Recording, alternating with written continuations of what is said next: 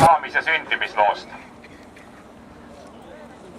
Kuna autoriks on kunstnik Leida Ilo.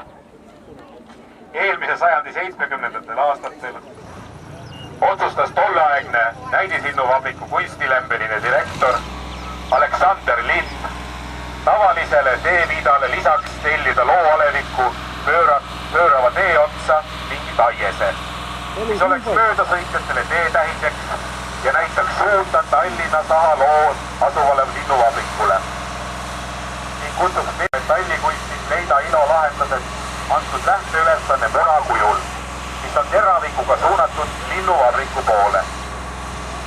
Et see paistaks maanteel sõitjatele kaugelt kätte, pandi muna 6 meetri kõrguse betoonposti otsa, moodustades sellega ühtse terviku ausamba munale.